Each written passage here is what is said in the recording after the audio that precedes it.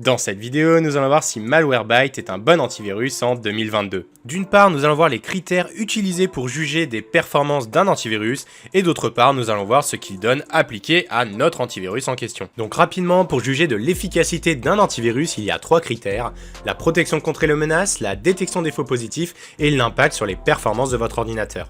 Les deux premiers critères peuvent être liés ensemble pour faire une sorte de ratio d'efficacité à détecter correctement quelles sont les vraies menaces et quelles sont les fausses menaces. Et pour pouvoir juger de ces 3 critères appliqués à notre antivirus, nous allons utiliser AV-Test, qui est un organisme qui fait des tests d'antivirus. Donc vous voyez que j'ai pris le test de février 2022 et on retrouve bien nos 3 critères, celui de protection, celui de performance et celui d'utilisation. Protection, c'est la protection contre les menaces, l'utilisation, c'est la détection des faux positifs, et enfin performance, c'est l'impact des antivirus sur les performances de votre ordinateur. Nous allons donc rechercher l'antivirus Malwarebytes dans la liste. Vous voyez qu'il est juste ici et qu'il a 6 sur 6 sur 2 des 3 notes et 5,5 sur 6 sur la note de l'utilisation. Et donc en cliquant dessus, vous accédez au détail des notes, avec donc les différentes catégories, et on retrouve la moyenne des produits du marché juste ici, et donc la note de Malwarebytes juste à droite. Comme vous voyez, pour protection, on est à 100% pour Malwarebytes et 99,5% pour la moyenne des produits du marché, donc c'est globalement très bien.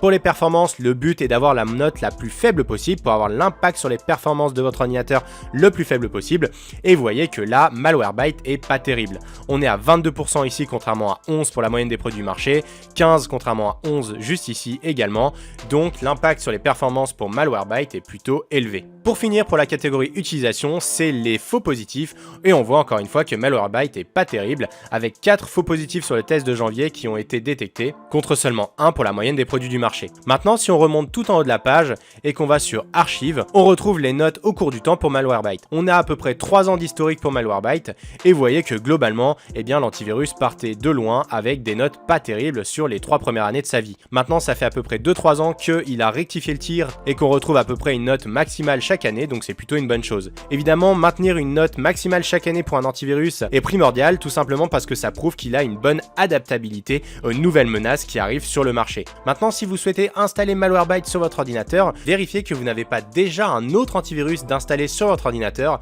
parce qu'avoir 2 antivirus installés en même temps, ça peut être contre-productif, et si vous souhaitez savoir pourquoi, je vous mets une vidéo en description. Maintenant, si vous souhaitez savoir quel est le meilleur antivirus du marché en 2022, je vous mets également une autre vidéo en description. Voilà, n'hésitez pas à nous donner vos meilleures idées en commentaire, à vous abonner à la chaîne, à commenter, à liker la vidéo, et on se retrouve pour plus d'astuces et de tutos en 1 minute.